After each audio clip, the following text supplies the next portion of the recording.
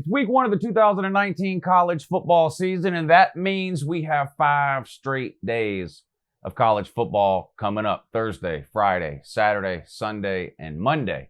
And all 5 days, we have teams in the top 25 that are playing. In today's video, I'm going to preview and give you a prediction against the spread for every single team's game in the top 25 this week. Starting Thursday night, we got Clemson and Central Florida playing. Running all the way up through the holiday weekend. Sunday, you got Oklahoma playing Houston, and Monday night, Notre Dame versus Louisville. Let's go.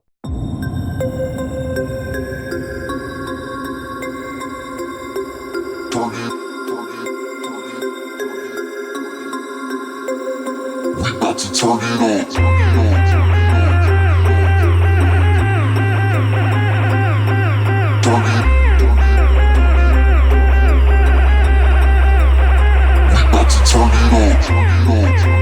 Hey, good morning, it's Uncle Lou here. Yeah, that's right, it's me, Uncle Lou, and I'm live for you on LouTube today, so thanks for watching. I really appreciate it. We're going to preview a whole bunch of games today. Typical week one schedule here. Only a couple of really good games, right? And then a lot of the top 25 teams are playing lower classification schools, so that means there are a lot of games to cover this week because most of the ranked teams are playing unranked teams. So I think there's 18 games here involving ranked teams Thursday through Monday. Some of the games I'm going to go through really quick and just sort of give you a pick on them. Some of the bigger games are what we think might be potentially better games I'll spend a little bit more time on. Now, per usual, this preview and prediction video is going to be sponsored by the good people over at betnow.eu. I've been working with them for a couple of years, and they're really good people. There's a link in the description of this video that'll take you over there. Click that link, get signed up on betnow.eu, enter the promo code Uncle Lou, and they're going to give you a 100% bonus on whatever you deposit, and that's good from now through September 16th. After the 16th, it'll go down to a 50% bonus, so go ahead and get yourself signed up and take advantage of that free money. Deposit $100, they give you another $100, you'll have $200. Deposit $500, they'll give you another $500, you'll have $1,000. It's really that easy. All of the point spreads, the over-unders, the odds, the lines, everything that I talk about in today's video comes straight off the site over at betnow.eu, and they're all accurate as of about 9 a.m. this morning. All right, here we go. We're going to start with the Thursday games, and we're going to go chronological order all the way through the Monday night game, Notre Dame and Louisville. So I know not very many of you are probably interested in hearing my thoughts on all of these games, so it's easy for you to skip around in this video and find the games you're interested in because I'm doing them all in chronological order. Start with Thursday, then do Friday. On Saturday, we'll start with the noon games, run through the primetime games, then the Sunday games into Monday games. So it should be pretty easy for you to skip around, find the games you're looking for. Thursday night, we got a couple of games kicking off the season here involving top 25 teams. Up first, 7:30 on the CBS Sports Network, you got Florida A&M going on the road, short road trip to UCF, Central Florida. They're ranked 17. Central Florida is a 47.5-point favorite in this game. I'm not going to play this. I wouldn't play this game. 47.5 points is just ridiculous. Obviously, Central Florida is expected to completely roll over Florida and A&M. But 47.5 points, I mean, we don't know what's going to happen here. What's going to happen with the quarterback situation with Central Florida? Are all the starters going to get taken out in the third quarter right after halftime? Are they going to leave them into the fourth quarter? It's just way too many unknowns in a game involving a team that's this big of a mismatch. I would avoid this one altogether, but if you want to play it, it's a 47.5-point spread, and it is available over on betnow.eu. Coming up a little bit later at 8 o'clock, the first game on the new ACC network, right? Georgia Tech, first game under a brand new coaching staff, switching offensive schemes, right? On the road at number 1, Clemson. Clemson's a 37-point favorite in this game. Again, kind of hard to tell how this game's going to go for a variety of reasons. I think most people expect Clemson to win this game comfortably. Will they rest their starters in the second half, or will they keep their foot on the gas and maybe win the game by 37 or more? They only won 3 games all of last year by 37 points or more. Now, you know, a lot of their games were blowouts, but not very many of them were won by 37. 37 is a huge point spread when you're talking about a Power 5 team versus another Power 5 team, especially one within the same conference that are used to playing each other. Of course, there's a variety of reasons that are leading to this point spread. Clemson, one of the most dominant teams in all of college football. Georgia Tech completely changing offensive styles from a triple option under Paul Johnson to more of a pro-style attack now. And they don't really have the parts and the pieces they need, especially on offense, to really get going here in year one. With that being said, though, I do think Georgia Tech will have some minor success in this game. I think Georgia Tech is going to be an okay team. I think obviously Georgia Tech will be the type of team that gets better as the season goes along and they sort of start to pick up this new offense. I think 37 points is a little bit too much for a conference game here with two teams play each other every year, even though Georgia Tech's switching over. I mean, I could see Clemson winning this game, 45-10, something like that. That would be a 35-point win. I'm probably not going to play this game at all, but if I was, I would probably take Georgia Tech and the 37 points, although I don't expect this to be a close game. All right, and the last game on Thursday involving a ranked team. Oh boy, here we go here. Number 14, Utah, on the road at BYU. Utah's a 7-point favorite. Utah's beat them 8 straight times. They play every year. This is the so-called Holy War. Don't get me started. But Utah's beat them 8 straight times. But all but one of those times, it's been a 1-score game or less. So this 7 number looks about right to me, honestly, even though I can't stand BYU.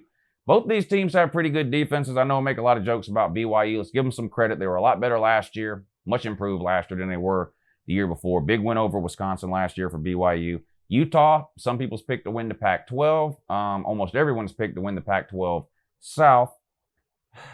I'm going to stay away from this 7 points here on either side, but what I'm going to do, the over-under on this game is 47.5. That's pretty low for a college game. That's more like an NFL type of over-under number. I think it's going to be even lower than that, though. I'm going to take the under 47.5 in the Holy War. All right, a couple of Friday games here. We'll try to get through these pretty quick because these aren't going to be very good games. Tulsa on the road at number 18. Michigan State comes on 7 o'clock, FS1 on Friday night. Michigan State might be one of the most improved teams from last year to this year. They were just absolutely obliterated with injuries last year. Their record is not an accurate representation of how good of a team they were last year. They're going to be way better. They're a 23-point favorite here. Tulsa can run the ball. They showed that last year. They can't run the ball on Michigan State, though. It's not going to happen. I think Michigan State rolls in this game. Give me Michigan State. Lay the 23. All right, 7 o'clock over on ESPN. How about Wisconsin ranked 19th on the road at South Florida? Don't get fooled by the name South Florida. Yes, they had a pretty good team for a few years there, not that long ago. They completely fell off the face of the earth last season, especially the last half of last season. They lost their last. Did they lose their last 6 games of the year? Yeah, they did. But they're 5-0 in their last 5 games against Power 5 teams. Now, Wisconsin was an utter disappointment last year. I mentioned losing that game at home to BYU. They've got Jonathan Taylor coming back. New quarterback comes in there. They're traditionally, you can almost bet your house on them winning 10 games a year. Didn't happen last year for the first time in a while. I think Wisconsin's going to have somewhat of a bounce back season this year. I don't think they're going to struggle the way they did last year. They're only a 12.5-point favorite in this one.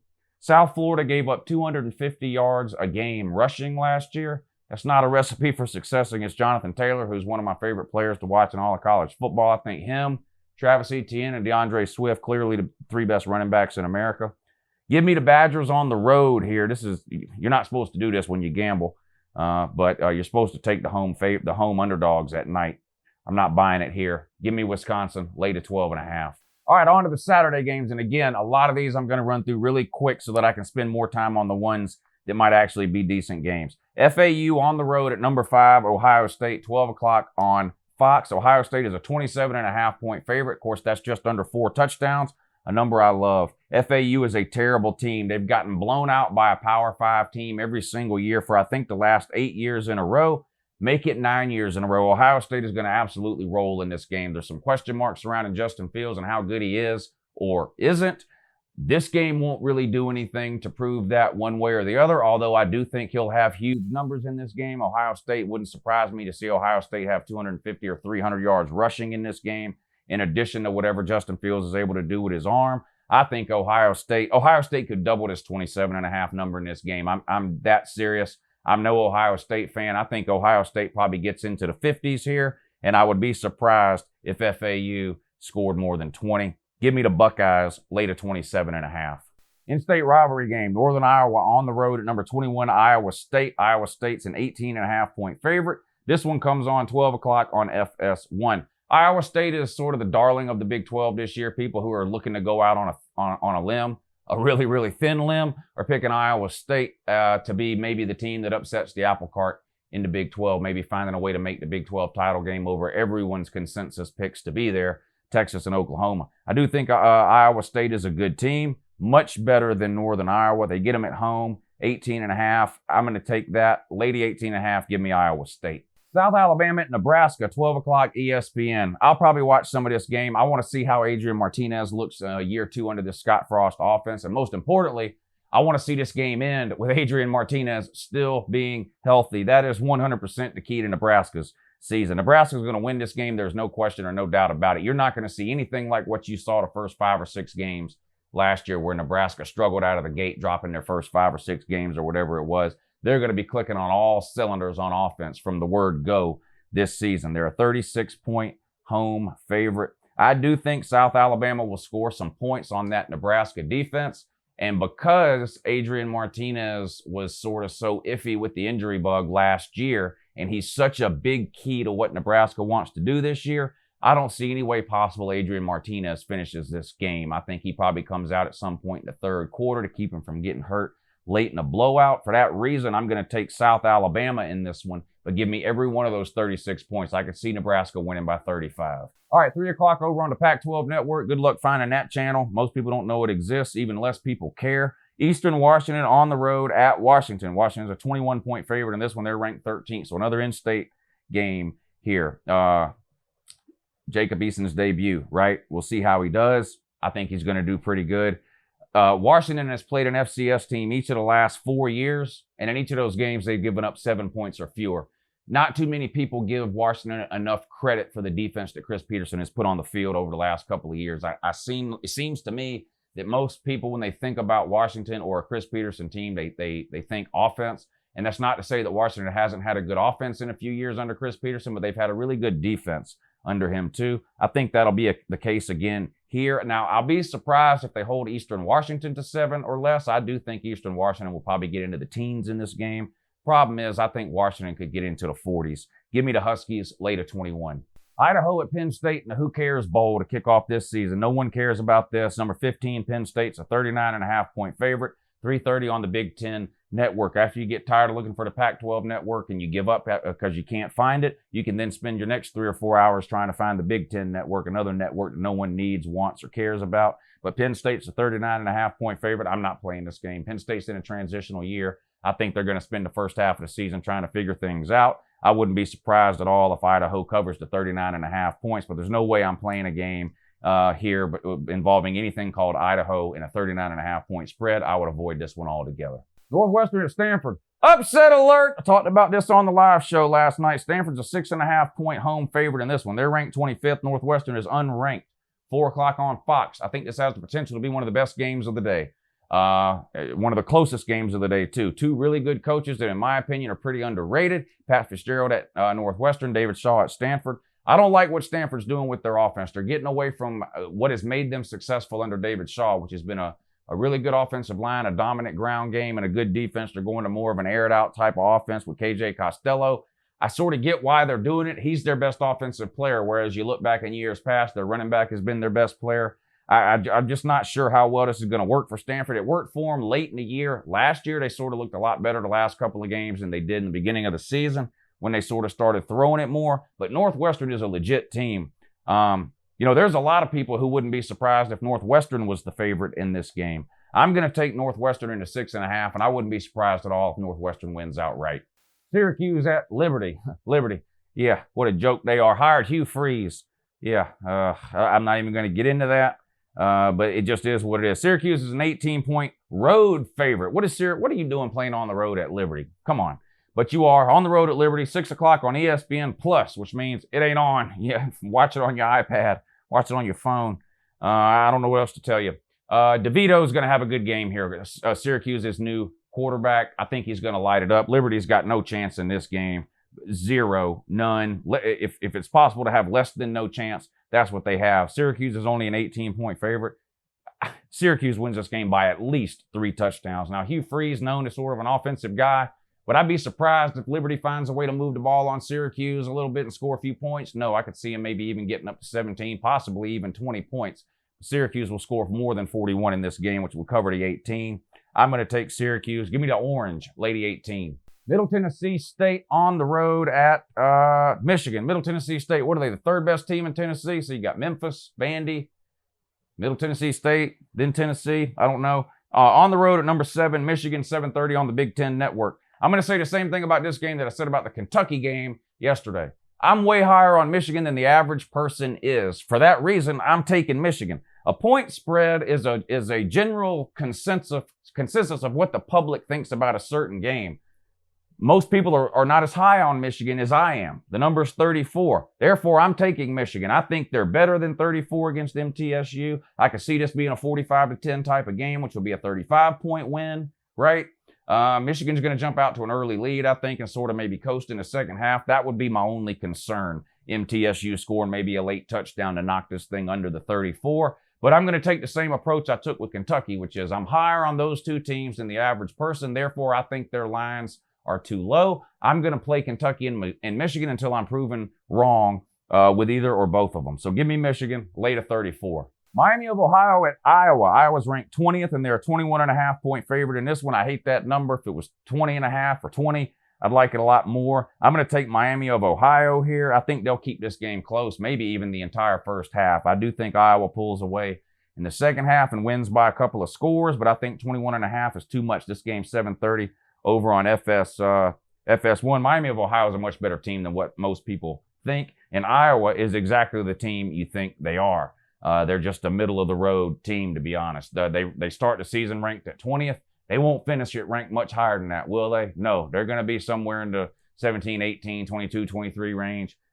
I mean, that's just who they are. Give me Miami of Ohio and give me the 21.5 points. Louisiana Tech at Texas. I had some people putting Texas on upset alert here. I don't see it. I think Louisiana Tech's getting a little bit too much love here for playing some other teams close maybe in years past. I don't see it here. Texas is a 20.5-point favorite at home. My only concern about taking Texas in this game is wondering how much time, effort, and energy the coaches and the players are really putting into Louisiana Tech with the huge game looming next week at home against LSU. However, I just don't think 20.5 is nearly enough points in this game. I could see Texas getting into the 40s here, and for them not to cover the 20.5, they would have to give up 20-something points to Louisiana Tech, and I don't see that happening. Louisiana Tech is going to score between 10 and 14 points in this game, in my opinion. I think Texas will score a lot more than that. Give me the Longhorns, late of 20.5. All right, New Mexico State on the road at Washington State. They're ranked 23rd. They're a 31.5-point favorite. This one comes on 10 o'clock Saturday night over on the Pac-12 Network. Washington State's replacing Gardner Minshew. Now, they got another quarterback in there that I like. In fact, they got 2 of them.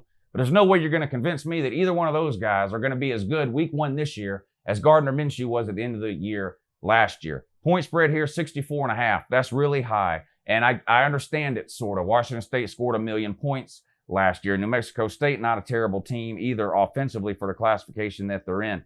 I think too much credit is being given to Washington State this year for the offense they had last year, especially with it being this early in the season. I'm going to stay away from the 31.5-point number. Not sure which way to go on that one, but I'm going to take the under 64.5 here. I think that's too many points. Give me the under New Mexico State at Washington, under 64.5. All right, the last 2 games, and one of them I think could be the best game of the week. Sunday night, Houston on the road at Oklahoma. Oklahoma, of course, ranked 4th, 7:30 on ABC. Oklahoma is a 23.5-point favorite. This is absolutely the most ridiculous line of the entire week that I've seen.